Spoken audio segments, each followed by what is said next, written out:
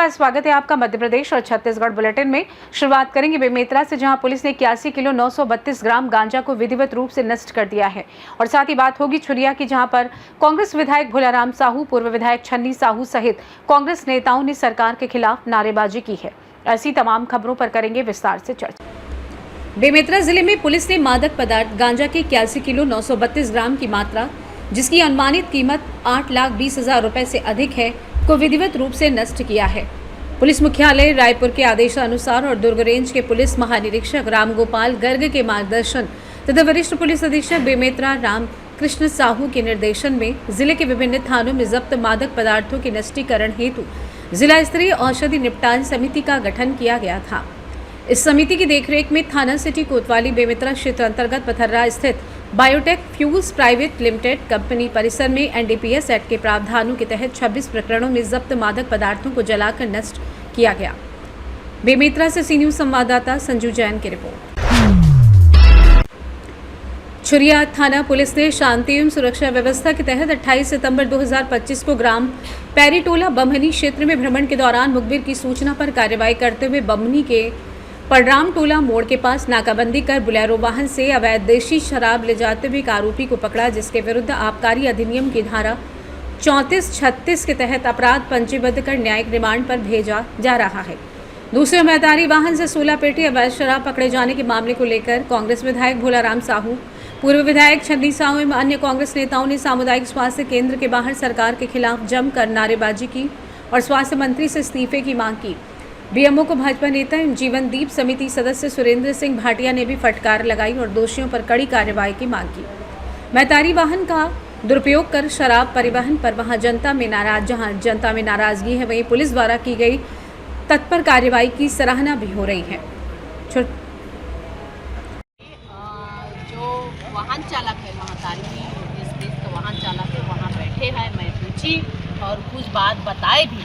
और पता मेरे को लगता है कि 16 पेटी शराब पकड़ाना, वो भी महातारी एक्सप्रेस में, जब तक कोई डिलीवरी वाले अगर फ़ोन नहीं लगाएंगे तब तक लोकेशन लिया जाता है गाड़ी का। लेकिन कहा जाए कि महाराष्ट्र शराब लाना, महाराष्ट्र महातारी एक्सप्रेस गाड़ी चले जाना, ये विष्णुदेव सरकार का बहुत ही बड़े गंभीर विषय है। और विष्णुदेव सरकार का एक टैक्स है, टैक्स फ्री बात कर रहे हैं। मैं तो सोच विष्णु भोग है 16 पेटी, वो भी नवरात्र के पर्व में विष्णु भोग 16 पेटी हो रहा है। आप क्या कहना चाहेंगे?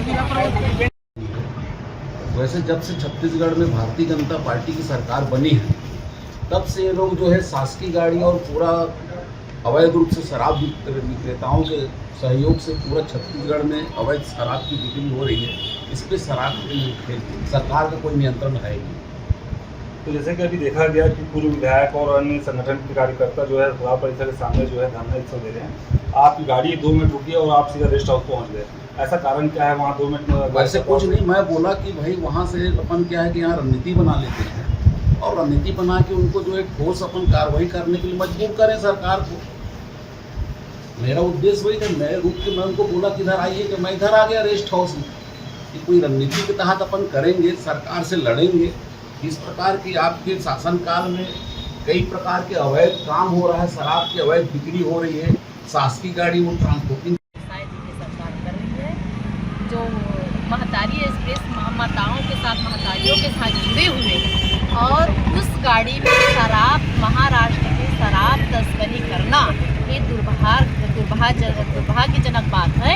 और सरकार को लज्जा आना चाहिए कि नवरात्र के पवित्र अभी नवरात्र चल रहा है और नवरात्र के पवित्र दिन में इस तरीके से काम करना बहुत दुर्भाग्य की बात है। और महातारी एक्सप्रेस में जो माताओं के साथ जुड़ा हुआ है, ऐसे कृत्य करने वालों को कड़ी से कड़ी कार्रवाई करना चाहिए। और मैं तो कहना चाहती हूँ, ये दोबारा है। मैं थाने भी पहुँची थी, थाना पहुँचने के बाद जानकारी मिला कि ये पहला बार ही नहीं, दूसरा बार है। और दूसरा बार एक कृत्य कर रहे, ये बहुत ही गंभीर विषय है। और मेरे को लगता है कि ये खुद नहीं, ये शासन प्रशासन से जुड़े हुए व्यक्ति है। शासन प्रशासन व्यक्ति इस प्रकार के कृत्य कर रहा है। तब तो 16 पेटी शराब पकड़ाना, वो भी महातारी एक्सप्रेस में, मैं तो मानती हूँ पूरा जिम्मेदारी शासन प्रशासन है और पूरा भागीदारी शासन प्रशासन का है। तब जाके 16 पेटी शराब महाराष्ट्र से तस्करी करवा रहा है। चुरिया छत्तीसगढ़ से सी न्यूज संवाददाता राधेश्याम शर्मा की रिपोर्ट। खबर राजगढ़ से, जहां नरसिंहगढ़ 10 रुपए की मामूली बात पर शराब ठेका संचालक ने दलित युवक पर किया जानलेवा हमला। बता दें कि राजगढ़ जिले की नरसिंहगढ़ तहसील के अंतर्गत आने वाले ग्राम शंकरपुरा का रहने वाला फरियादी रामस्वरूप जांगड़ा पिता गोकुल प्रसाद उम्र 40 ने बताया वो सुबह 8 बजे अपने दोस्त के साथ गादिया स्कूल से शराब के ठेके पर शराब लेने के लिए गया था। उसने 100 रुपये देकर शराब ली और ठेका संचालक से बाकी बचे 10 रुपये मांगने लगा तो ठेका संचालक विपिन मिश्रा फरियादी रामस्वरूप को जाति सूचक शब्दों से अपमानित करते हुए बदतमीजी करने लगा। 10 रुपये को लेकर दोनों के मध्य विवाद बढ़ गया। ठेका संचालक विपिन मिश्रा ने गुस्से से आग बबूला होकर ठेके के अंदर गया और डंडा लेकर आया और सीधे दलित युवक पर जानलेवा हमला कर दिया, जिससे दलित युवक के बाएं हाथ में बेहद गंभीर चोट आने के कारण उसका हाथ 2 जगह से टूट गया। उसके बाद फरियादी ने उसके दोस्त को फोन लगाकर बुलाया और थाने पहुंचकर शिकायत दर्ज कराई। पुलिस ने मामले में अपराध पंजीबद्ध कर लिया है। क्या नाम है आपका? रामस्वरूप। क्या घटना हुई है आपके साथ में? सुबह 8:30 बजे की बात है। मैं फ्रेश होने के लिए विजयश्री गया था। विजयश्री पे किशोरपुरा गांव का गोलू कुशवा मिला मुझे। उसने बोला कि यार चलो अपन अब 50-50 मिला के एक क्वार्टर ले लेते हैं। क्वार्टर लेने पे मैं 100 का नोट ठेकेदार को दिया तो उसने 10 का नोट मुझे नहीं दिया, जबकि MRP 75 है, वो 90 में बेचते हैं और मैंने फिर भी 10 रुपये मांगे उससे। तो उसने मुझसे गाली गुस्सा करके बोला कि 10 का नोट नहीं है, चल जा चमरू। फिर इसके बाद फिर 10 का नोट नहीं दिया। मैंने कहा भाई साहब अगर आप भी 10 रुपये की नहीं मानते हो किसी की। और वहाँ से मैं रिटर्न होने लगा, उसके गेट के पास डंडा रखा था, उसने पीछे से मेरे डंडे पे यहाँ। राजगढ़ से सी न्यूज संवाददाता जावेद की रिपोर्ट। रीवा के वरिष्ठ अधिवक्ता शिव सिंह ने पुराने न्यायालय भवन पहुंचकर माथा टेकने के बाद भावुक होकर नवीन न्यायालय भवन के लिए रवाना होते समय रीवा वासियों से मार्मिक अपील की। उन्होंने कहा कि आज़ादी के पूर्व से स्थापित इस पुराने न्यायालय भवन से उनकी 25 वर्षों की न्यायिक सेवा की यादें जुड़ी हुई हैं और मजबूरीवश उन्हें यहाँ से जाना पड़ रहा है। उन्होंने स्पष्ट किया कि उनकी मंशा नए न्यायालय भवन के निर्माण के विरोध की नहीं थी, बल्कि ये अपेक्षा थी कि पुराने न्यायालय भवन और इसके आसपास की ज़मीन पर ही नया परिसर बनाया जाता, क्योंकि यहाँ ही कलेक्ट्रेट, कमिश्नरी समेत सभी प्रमुख प्रशासनिक कार्यालय और न्यायालय स्थित हैं। उन्होंने डिप्टी CM पर आरोप लगाते हुए कहा कि उनकी जिद ने पूरे जिले को सुलभ न्याय व्यवस्था से वंचित कर दिया। सवाल करते हैं कि अब जीवन में किसी की चीज़ की कमी नहीं रही तो एक अच्छा कार्य करते हुए पुराने न्यायालय भवन का नवीनीकरण कराएं और वहाँ फोरम, श्रम न्यायालय, औद्योगिक न्यायालय, बाल न्यायालय आदि स्थापित कराएं। यहाँ से कैसा महसूस कर रहे हैं, क्या कहेंगे इस बारे में आप? देखिए, ये हमारी धरोहर है और आज़ादी के पहले से यहाँ स्थापित है। ये पुराना विंध्य प्रदेश का हाईकोर्ट भवन रहा है।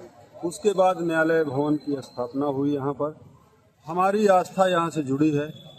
मैंने 25 वर्ष यहाँ पर न्यायालयीन कार्य में अपनी सेवाएं दिया और जब इसको हटाने की बात आई तो मैं लगभग 6 वर्ष तक निरंतर मैं ये आंदोलन चलाने का काम किया।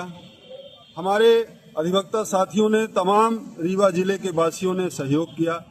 हमारी मंशा ये नहीं थी कि नवीन न्यायालय भवन न बने। मेरी मंशा ये थी कि नवीन न्यायालय भवन बने, लेकिन इसी जमीन पर बने। ये हमारी धरोहर है।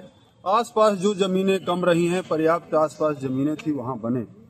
लेकिन डिप्टी CM की जिद ने हमको इस न्यायालय भवन से जुदा कर दिया। आज मैं बड़े भावुक होकर के बात कर रहा हूं कि हम अपना ये धरोहर नहीं बचा पाए, न्यायालय भवन नहीं।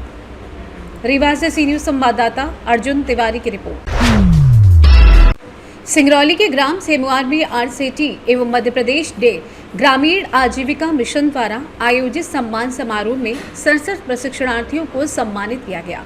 मुख्य अतिथि ग्रामीण विकास एवं पंचायती राज मंत्री राधा सिंह रही। उन्होंने कहा कि कला आत्मनिर्भरता और आत्मविश्वास का प्रतीक है। हम आपकी कलाकृतियों के लिए बाजार उपलब्ध करवाएंगे। कार्यक्रम में CEO चित्रंगी ऋषि नारायण सिंह, DPM मंगलेश्वर सिंह, RCT निदेशक विजय कुमार सहित अन्य गणमान्य उपस्थित रहे। समारोह का समापन एक पेड़ मां के नाम अभियान के तहत पौधरोपण से हुआ। प्रशिक्षणार्थियों ने भी अनुभव साझा करते हुए इसे जीवन बदलने वाला अवसर बताया। सिंगरौली से सी न्यूज संवाददाता संतोष। फिलहाल के लिए इस खास बुलेटिन में बस इतना ही। देश दुनिया की तमाम बड़ी खबरों को जानने के लिए जुड़े रहिए सी न्यूज़ भारत के साथ। हर खबर आपके साथ, आपके हाथ।